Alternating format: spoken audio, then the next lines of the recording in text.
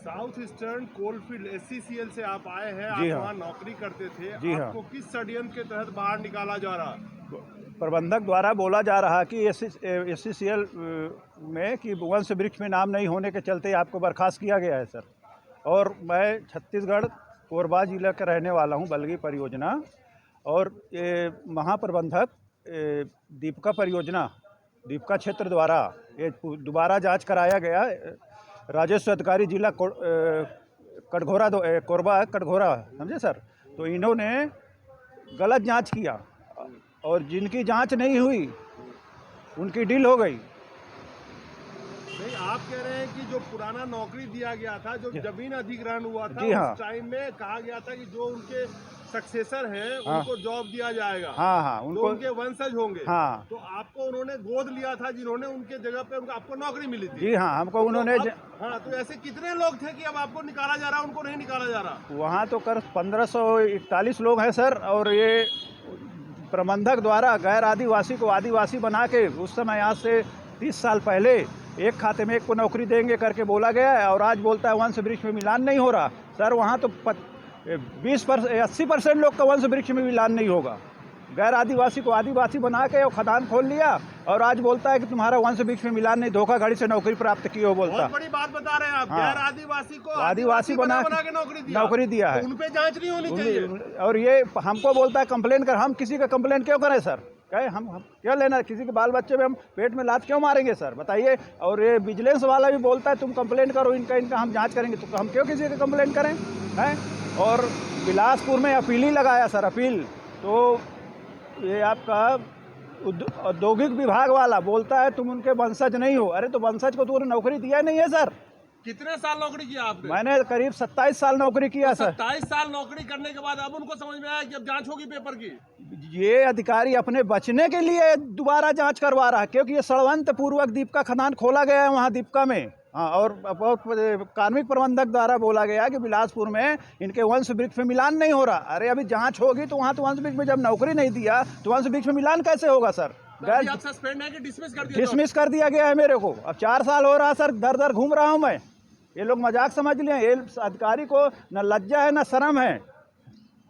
तो ये छत्तीसगढ़ में की कोरबा की बात है ना? हाँ, छत्तीसगढ़ कोरबा, मुख्यालय बिलासपुर है सर। तो छत्तीसगढ़ के अंदर में जो पहले से लोग वहाँ काम कर रहे हैं इसी बेस के ऊपर में, हाँ, उन लोगों पे कार्रवाई क्यों नहीं? खाली आपको क्यों निशाना बनाया जा रहा? ये अब उनकी हिम्मत नहीं है सर उनकी जांच करने की। ये कोई दौड़ा मारेगा गांव वाले उन लोग को हैं? जब हमारा सहारा लेता है कि तुम कंप्लेन करो बोलता है, हम क्यों किसी का कंप्लेन करेंगे? हम ये उस समय CMD बिलासपुर उपेंद्र कुमार साहब थे, दीपका में जौहर साहब और महेश कुमार थापड़ साहब थे। उस जमाने में नौकरी दिया गया। अब आज जब ये फंसने का समय आता है तो हमें को बलि का बकरा बनाया जाता है। खाली एक बंदे को, एक दो हाँ, बंदे को, एक हाँ, ही बंदे को, एक बंदा है और उसको वो किया गया है, वो भी बेचारा घूम रहा है। तो आपने जो बोला जो दूसरे पे कार्रवाई करेंगे तो गांव वाले दौड़ा के मारेंगे। तो उन पे कार्रवाई नहीं होगी। ये नहीं करता है क्योंकि ये खुदे फंसा है। आज वंश वृक्ष हो, जब वंश वृक्ष में आपने नौकरी नहीं दिया तो वंश वृक्ष मिलान कहाँ से होगा? जबकि हम तो जात के आदमी हैं। यहाँ तो गैर आदिवासी को आदिवासी बना दिया है और खदान खोल के पूरा कोयला पैतृक संपत्ति से निकाल लिया गया। ये अधिकारी के ऊपर कार्रवाई क्यों नहीं होती? एक मजदूर के ऊपर कार्रवाई होती, जो रोजगार दिया उनके ऊपर नहीं हो रहा, ना SCCL के अधिकारी के ऊपर हो रहा, ना राज्य शासन के अधिकारी के ऊपर होगा। मैं एक अधिकारी को बोला कि आपने हमारे ऊपर आरोप लगाया, राज्य शासन के अधिकारी के ऊपर कुछ नहीं कर रहे, ना SCCL के अधिकारी के ऊपर कुछ हो रहा, बड़े बड़े अधिकारी हैं, एक मजदूर के ऊपर ये सब लगाया जाएगा लाछन धोखाधड़ी आरोप करके और बर्खास्त कर दोगे। तो नियम तो सबके लिए बराबर होना चाहिए ना? नियम सर इनका 80% नियम SCCL के अधिकारियों का चलता है, और 5% और 10% राज्य शासन का नियम चलता है, और 10% केंद्र शासन इनका वो चलता है। पूरी मनमानी चल रही है। पूरी मनमानी चलती है, किसी का नहीं सुनते सर ये लोग। जब तक इनको जेल नहीं जाएंगे तब तक नहीं सुधरेंगे ये लोग। तो आपने कंप्लेन किया? कहाँ? अरे साहब, मैं CBI को भी कंप्लेन किया, और आपका प्रेम सागर मिश्रा को भी कई बार चिट्ठी दिया, कोयला मंत्री को भी लिखा आपने? कोयला मंत्री को भी लिखा हूँ कई चिट्ठी, और कोयले सेक्रेटरी को भी दिया हूँ, और कोई नहीं सुनता सर। इन लोग कोई नहीं सुन रहा। कितने साल से आप धक्के खा रहे हैं? 4 साल से भटक रहा हूँ सर मैं, और इन लोग कुछ नहीं सुनता। कोर्ट में भी केस करने कोर्ट में किया, कोर्ट में भी कुछ नहीं होता। ये लोग बार बार बोलता है कोर्ट जाओ, उधर जाओ, इधर जाओ करके बोलता रहता है सर। कोर्ट में कुछ नहीं है।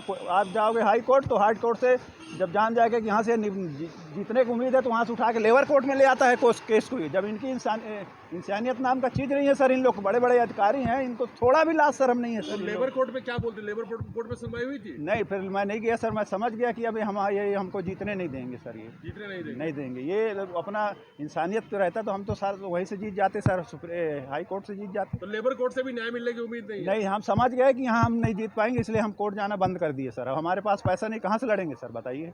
तो अब क्या चाहते हैं आप सरकार के लिए? हम चाहते हैं, हम सरकार ये चाहते हैं कि इसकी जांच हो अच्छी तरह से, और केंद्रीय जांच एजेंसियां जांच करे इसकी, सीबीआई जांच करे, तब पता चलेगा इन लोग को ये कब कैसे। अब जब जरूरत रहता है तो अपना जांच करते हैं लोग, और उसके बाद ये जब जान गया कि अब हमारा समय आता है तो मजदूर को वो बनाता है, मजदूर को फंसा, मरी का बकरा बना। तो राज शासन जब गलती किया है बोलते हो तो राज शासन के ऊपर कार्रवाई करो। तुम एक अधिकारी को बोला 3 लात मार के अंदर करेगा, तुमको राज शासन के ऊपर, उनके ऊपर आरोप क्यों नहीं लगाया जाता?